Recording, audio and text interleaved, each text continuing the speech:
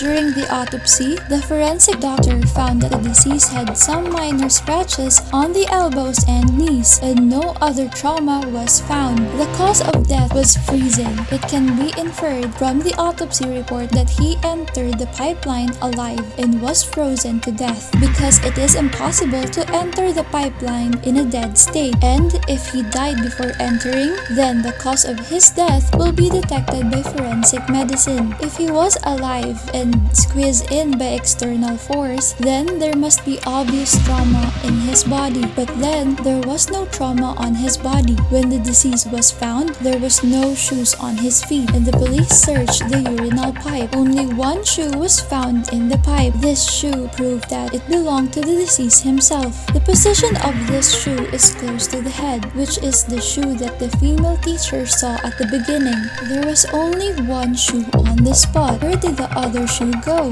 The police searched the surrounding area and found another shoe on the riverbed far from the scene. Why are these two shoes so far apart that they appear in a different places? The deceased also knew the female teacher. Not only did he know his relationship with the female teacher's boyfriend, but also he had a very good relationship with the female teacher. Before the incident, the female teacher had been harassed many times by the phone, so Kano and the female teacher's boyfriend called together, recorded the harassing phone number, and then handed the tape to the police, and Kim has been helping to investigate who made the harassing phone call, and it seems that he already had some eyebrows. So you can see the dead Kano was wild. Female teachers and the teacher's boyfriend of 3 men have close ties, good relations, and the rest of their trip they have a certain understanding. The deceased was found on February 28 and he died on February 26. The last person to see him was the father of the deceased. According to his father, at 10 a.m. on February 24, when he was watching TV in the room, he heard his son say at the door, "I'll go out and do something." Then, no one saw him again. So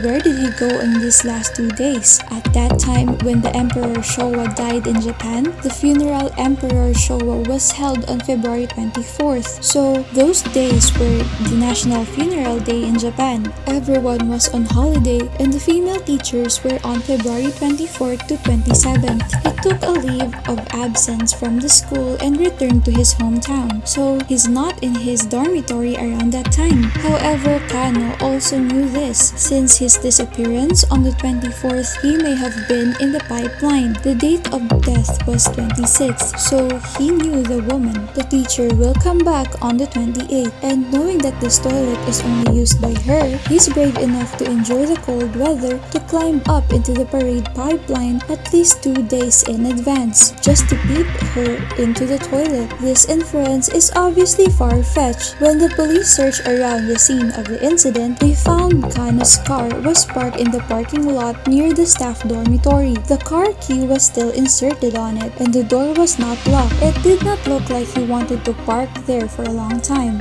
It's more like a temporary stop here, and it will go right away. Otherwise, he would have removed the car key. Some people questioned the female teacher, saying that the lights in the toilet were so dim at night and turned so deep that the female teacher's eyesight just saw the shoes below, and she did not immediately find the shoes. She could have found someone to help, but she went outside and opened the cover of the sewage outlet, and the carriage was quiet.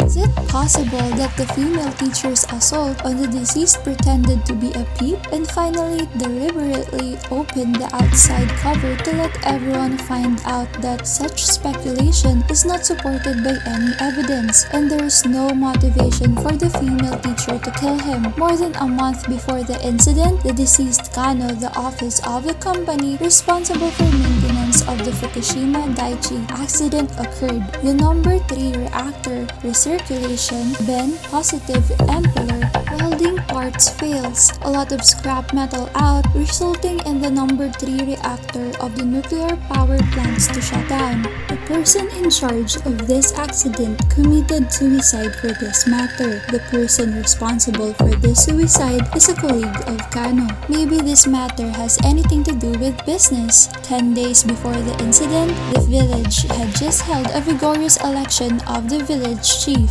The deceased was also eloquent among the dead. so he was chosen by a village chief candidate and asked Kano to help him to vote for himself. Speaking of this, there is still a background. At that time, there was a support for the attitude of nuclear power plants. Some people supported, some opposed. Those who supported the idea that the nuclear power plant could create a lot of jobs and stimulate the local economy, while those who opposed were worried that the nuclear power plant was harmful to the human body. Therefore, the two parties were in a quarrel, but the village had a certain right to speak, and even to a certain extent, it can decide the issue of leaving the nuclear power plant. It is very likely that the dead Kano was involved in this world because he discovered the shady election, it offended people, and led to his own death. Judging the entire time of his death and the motive of committing the crime, it is entirely possible that this is the biggest doubt of the local villagers. Why does the incident happen after the election? It was a coincidence, but in the end, it was inseparable from a fundamental question. How did he get into the pipeline? Although this case was closed with an accidental death, there is actually no theory that is fully valid. In the end, the villagers' joint request for a re-examination did not receive the support from the police because the police said it was impossible to find evidence of murder. Since there are no new clues and evidence, this matter will be gone. Today, 30 years later, there are still a lot of people think that this is definitely not with a simple peeping incident, but carefully designed with a seamless murder. So what is the truth about this case? What kind of guess do you have in mind? You can leave a message to the comment section below. If you like our video, kindly hit the like button and subscribe to our channel. Thanks for watching!